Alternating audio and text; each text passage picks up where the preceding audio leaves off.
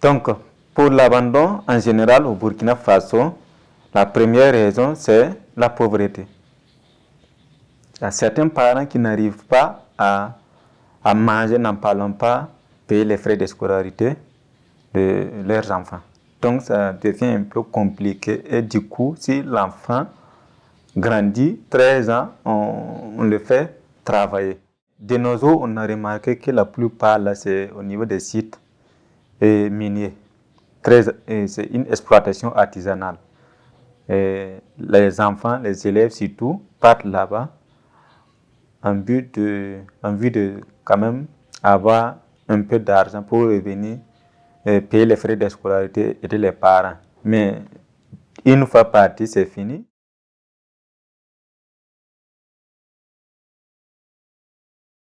Au début, nous avons remarqué qu'au Burkina, on envoyait moins les filles à l'école. Quand vous rentrez dans une classe de 30 élèves, vous pouvez avoir 25 garçons, 5 filles. C'est-à-dire que les filles étaient destinées aux travaux domestiques. Soit on les envoyait auprès de leur tante pour les aider à porter le bébé. C'est-à-dire qu'elle est préparée parce qu'elle est appelée à fonder un foyer. Donc nous avons remarqué qu'au Sangué, le taux de mariage précoce, de grossesse précoce était tellement élevé, nous avons entrepris de changer avec ces filles-là. Comment connaître son corps, comment pouvoir s'entretenir pour éviter ces grossesses précoces et non désirées. Et cette année, si vous prenez les statistiques au niveau du Burkina, au Sangué, particulièrement à Réau, nous avons eu le taux plus élevé sur 1000 et quelques grossesses. Nous avons 668 grossesses en milieu scolaire au niveau de notre province. Qu'est-ce qui explique cela? Donc ça veut dire qu'il y a beaucoup de travail à faire à ce niveau. Et tout ça, ça nous incombe. Et comment maintenir tout le monde à l'école? Il y a des violences aussi à l'endroit des filles.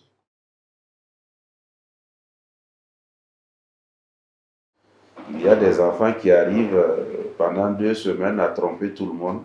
Il est au milieu, il sort le matin, il n'arrivera jamais à l'école. À l'école, on se dit, mais voilà un enfant qui ne vient pas et les parents ne viennent pas signaler, alors que le parent, il est à la maison, il ne sait même pas que l'enfant ne va pas à l'école. Voilà. Donc, il attend midi, il suit ses camarades, il rentre, il mange, il ressort encore l'après-midi, il reste sous les arbres. Quelque part, il n'arrive pas à l'école. Donc, à ces occasions-là, on invite les parents à venir, qu'ensemble nous puissions trouver des solutions pour recadrer bien sûr les enfants. Et souvent, ils sont surpris qu'on dise que l'enfant ne vient pas à l'école, qu'il ne recopie pas ses leçons. Mais eux aussi, ils se disent que bon, ils sont illettrés, la majorité, donc ils ne savent pas comment accompagner les enfants. Et à ces occasions-là, nous leur disons tout simplement que on n'a pas forcément besoin de savoir lire pour encadrer son enfant. Il faut que l'enfant la sache déjà que mon papa, il veut que je réussisse à l'école. Voilà. Si le soir, il rentre, vous lui trouvez à manger, vous lui demandez de réviser un peu les cours, et c'est petit à petit qu'il va prendre l'amour du travail.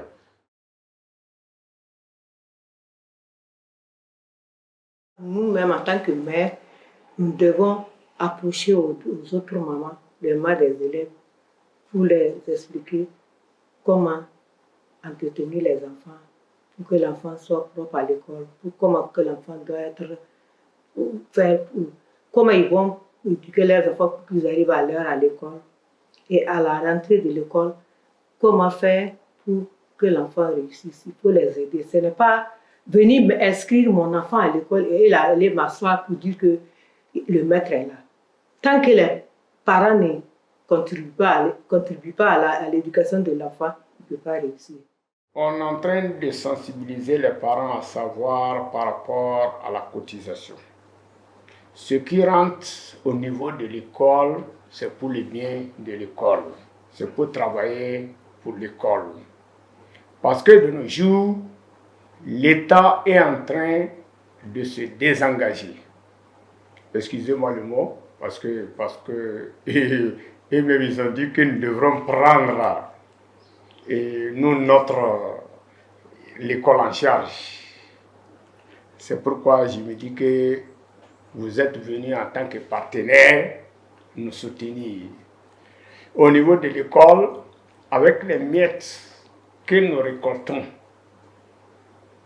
auprès des parents, de nos frères, c'est avec ça que on répare les fenêtres, les portes, tous les petits besoins.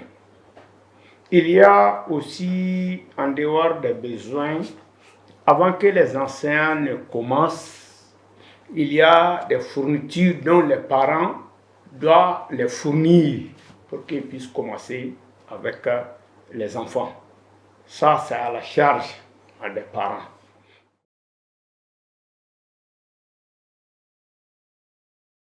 Bon, la cantine, ça va faire bientôt, c'est la 3e année, nous n'avons pas de cantine. L'année passée, puisque ça a été reversé à la mairie, c'est la commune qui doit se charger de commander ses vivres pour les enfants. Et l'année passée, pour des histoires d'appel de marché, bon, ils n'ont pas pu à temps régler le problème. Et cette année encore, ça traîne parce que le budget alloué à cette cantine est pratiquement difficile à exécuter cette année parce que le prix des denrées a augmenté. Souvent, j'ai de la peine pour certains élèves. Tu le vois du matin jusqu'au soir, ils n'auront même pas un seul repas. Il y a beaucoup d'élèves qui souffrent. Et quand il reste comme ça toute la journée, l'après-midi, tu rentres en classe, ben, qu'est-ce qu'il peut faire? On a beau crier sur lui, mais il a l'esprit ailleurs. Donc, la cantine, en tout cas, sauve beaucoup. Et les enfants qui sont dans des familles démunies, c'est des difficultés comme ça. On donnait des livres de lecture aux élèves. Ça ne vient plus. Ces livres-là ne viennent pas. Le cartable minimum ne vient pas. La cantine n'est plus assurée. Donc, ça dit que la gratuité est retombée. Et on s'est rendu compte que même pour le taux d'achèvement, c'est un parcours un peu difficile pour les filles, commencer le primaire, aller au secondaire jusqu'à l'université. Voilà. Donc, il y a le volet aussi sensibilisation et formation. On fait souvent des causeries, débats pour permettre à ces jeunes filles de voir des exemples de femmes leaders, de femmes qui ont réussi, notamment dans notre société burkinabé, dans la société africaine, de par le monde, pour qu'elles puissent s'inspirer de ça et savoir que la femme aussi peut aller aussi loin qu'elle le souhaite. Parce que bon, le garçon n'a pas deux têtes et la femme une, hein, nous sommes conçus de la même manière. Et je me suis rendu compte même qu'elles sont plus combatives que les hommes.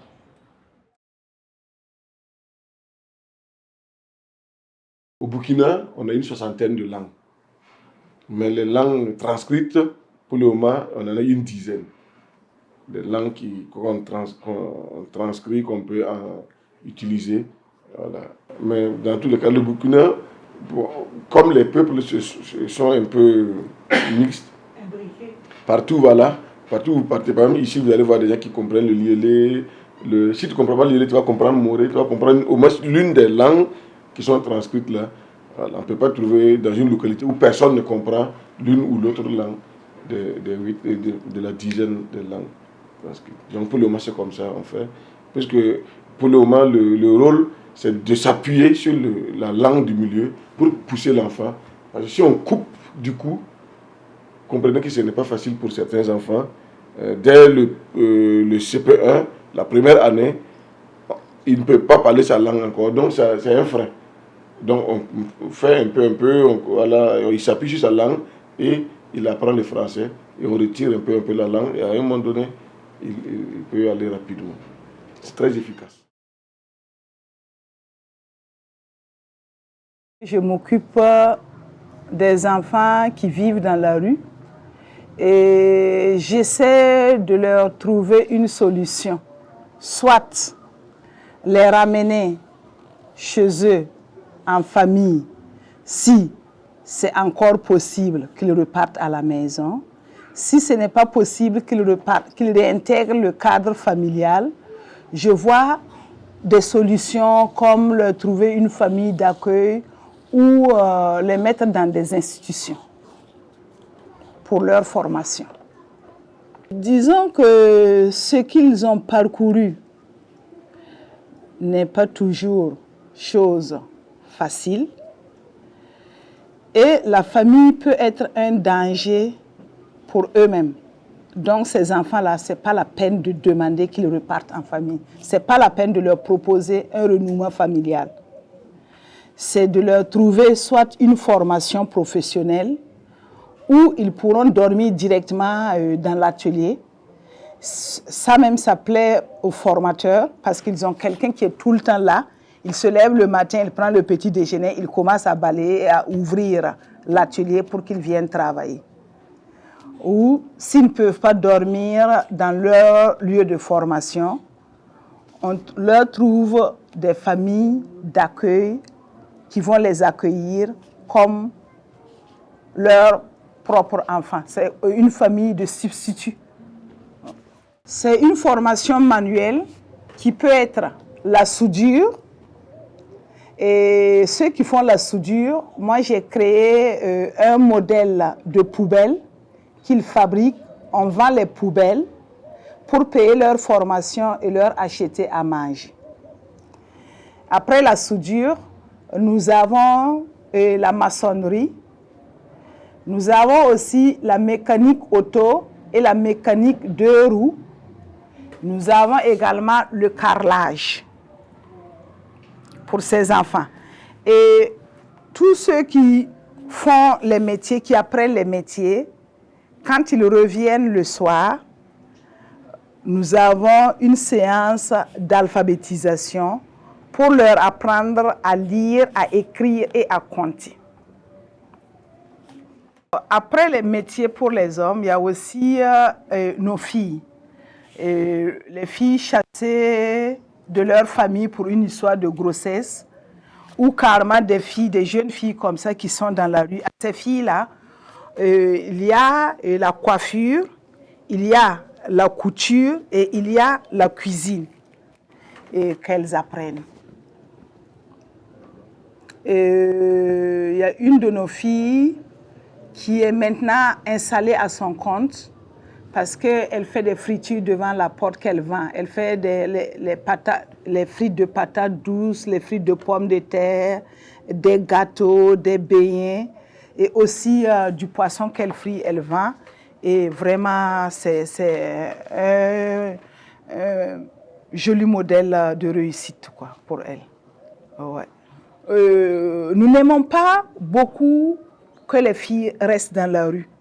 Quand les filles restent dans la rue, eh ben, il y a le viol, il y a des attaques, il y a tout. Et bon, je prends l'exemple d'une fille que nous n'avons pas pu canaliser à temps et qui est tombée enceinte et qui a eu son bébé à 12 ans. C'est compliqué. Donc, quand une fille arrive tout de suite dans la rue, il faut chercher une solution rapide, soit la confier à une commerçante. C'est souvent aux vendeuses de riz par terre à qui je les confie. Comme ça, elle peut aider à laver les assiettes, elle peut aider à servir les clients et aussi, par exemple, en contrepartie, et avoir le restant des repas pour manger ou carrément la femme lui sert le repas. Ou quand elle lave les marmites aussi, elle reçoit quelque chose. Il faut trouver une solution rapide pour ne pas que les filles restent longtemps dans la rue. Actuellement, c'est comme si l'on formait tous les enfants pour travailler dans des bureaux. Alors qu'il n'y a pas suffisamment de métiers pour absorber tous ces enfants.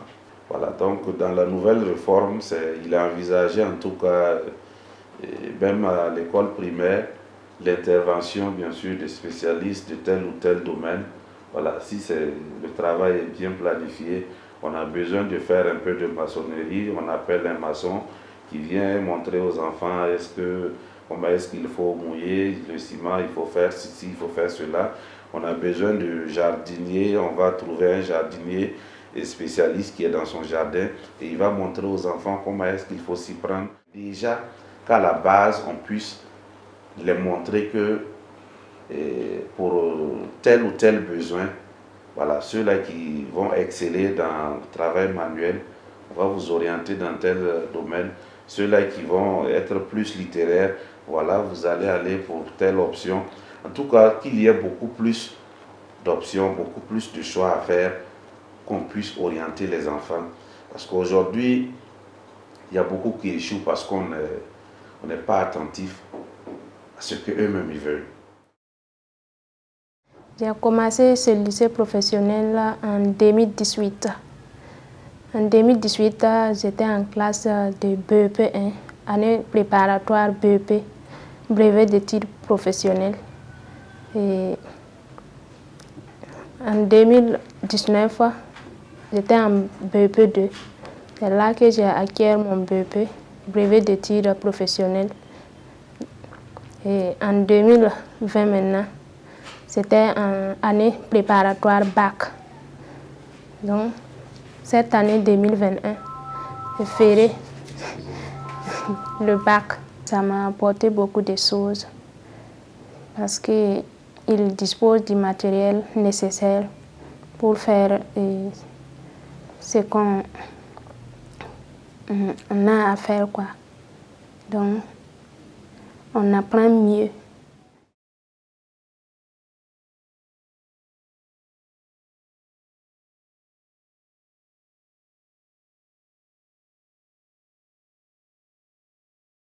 Dans les pratiques de classe, il y a eu une véritable évolution de mes débuts d'enseignement à aujourd'hui.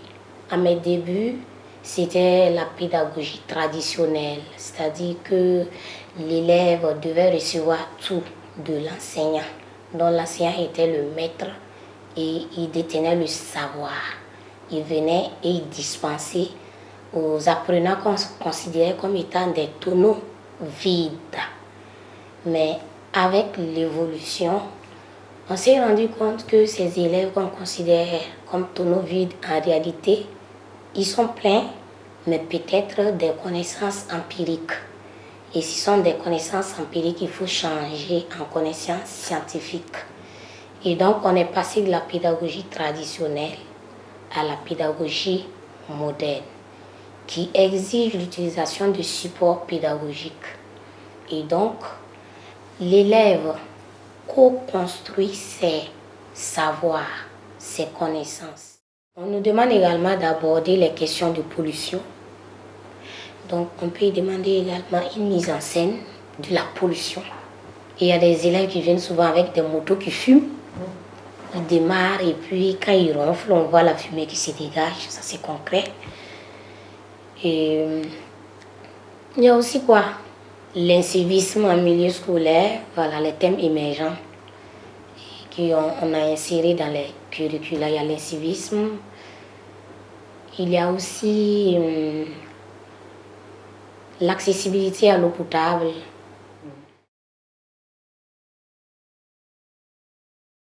Donc, effectivement, quand ils doivent rechercher et puis mettre en scène, ça les intéresse beaucoup, ça les motive. Et ça permet à l'enseignant de diversifier ses supports. C'est plus le texte, c'est plus le tableau ni le graphique, mais c'est une mise en scène. C'est très intéressant. Il y a le savoir, le savoir-faire et le savoir-être qu'on évalue lors des exposés, qu'ils soient théâtralisés ou non. Donc, la conduite de ceux qui font la représentation par rapport aux questions qu'ils vont recevoir, nous rangeons cela dans le savoir-être et dans le savoir-faire. Et donc, s'il y a un exposé ou une représentation où il n'y a pas de questions, nous estimons que le travail n'a pas été bien fait. Donc, il faut obligatoirement susciter des questionnements au sein de la classe.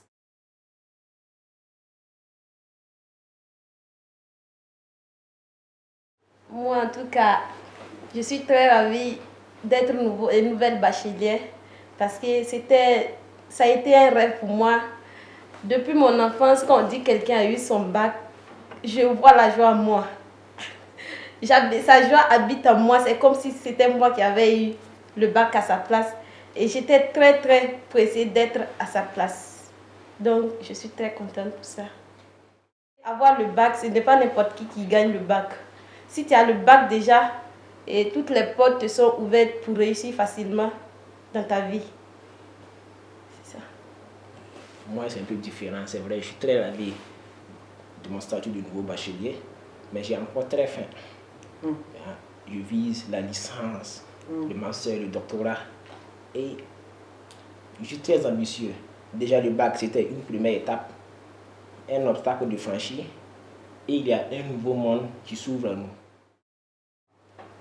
Au fait, faire le droit a été mon rêve depuis mon enfance aussi. Et j'ai même un oncle qui a fait le droit. Aujourd'hui, il est un député. Donc, il m'a motivé à plus pour opter cette filière. Et je l'ai fait aussi parce que mon pays a beaucoup de problèmes.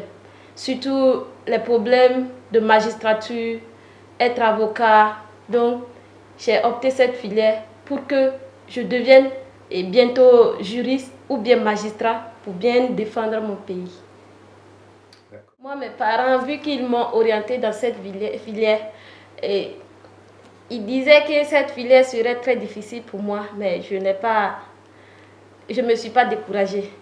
Ils ont dit pour être mieux placé dans cette filière, il faut que tu aies des parents qui sont bien placés aussi. Des parents qui sont bien riches, qui ont des sous pour te soutenir. Et vu qu'eux, ils sont des pauvres, ils ont dit que ça ne va pas m'arranger, que c'est mieux de changer la filière. Maintenant, j'avais un frère, lui, il me soutenait dedans. Et c'est lui-même, le jour des résultats du bac, il a dit que c'est droit, je dois faire. Et je n'ai pas autre filière à faire, que ce soit le droit. Donc lui, il m'a motivé en même temps à faire la filière. Et comme mes parents sont contraints, il m'a aidé à pouvoir les convaincre, oui, c'est ça. Donc aujourd'hui, ils sont tous d'accord et ils vont me soutenir avec le peu qu'ils ont. Moi, mon cas est légèrement différent. Je ne suis pas né avec une cuillère en or dans la bouche non plus. Mais je suis né dans une famille moyenne, on s'en sort bien. J'ai eu la chance d'avoir des parents qui ont été instruits, qui sont partis à l'école. Et d'ailleurs, je vis avec ma tante et mon oncle qui sont tous les deux enseignants. Donc vous voyez dans la bulle dans laquelle j'ai grandi. Donc moi, le droit, c'était un avis partagé par toute la famille.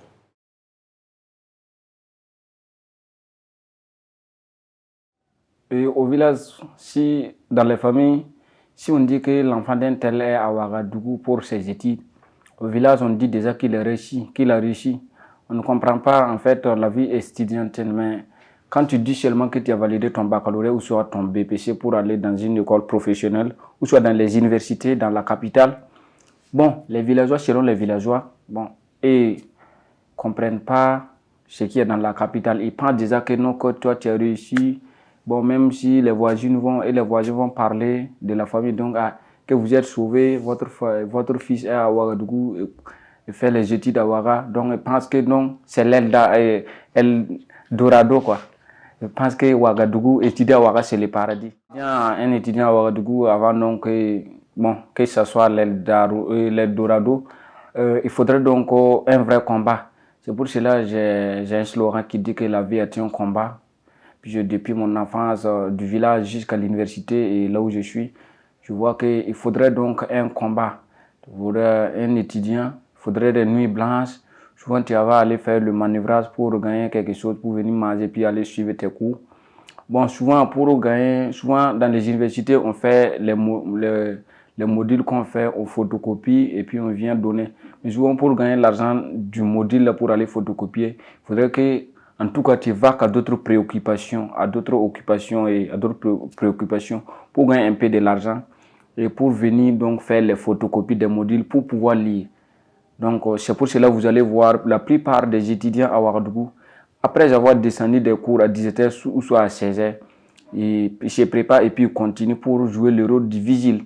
Ils jouent le rôle du vigile tout au long de la nuit et puis le matin, ils rejoignent les salles à l'université.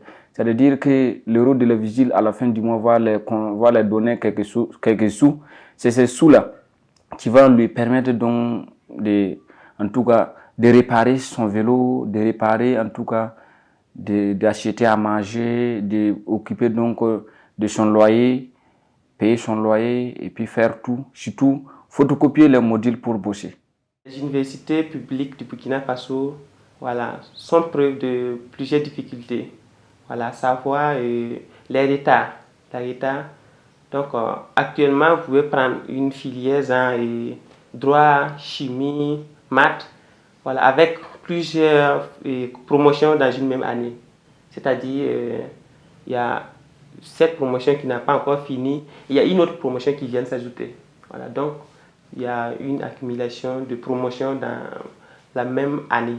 Et ça, vraiment, ça joue beaucoup. Ça fait que par manque de classe, de salle même pour prendre les cours, voilà. Souvent, il y a des promotions qui sont obligées d'attendre que les autres finissent avant qu'ils puissent avancer. Avec tout ça, ça fait que, comment on appelle ça, l'année qui était censée finir en 2 semestres, 12 mois, bon, ça va jusqu'à 2 ans, 3 ans, voilà.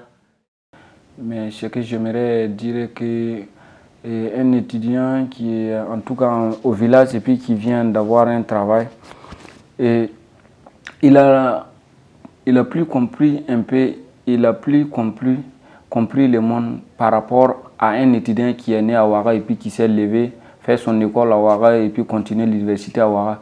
Il n'a pas fait en tout cas les zigzags et les parcours, ils n'ont pas les mêmes parcours. Les esprits ne sont pas les mêmes.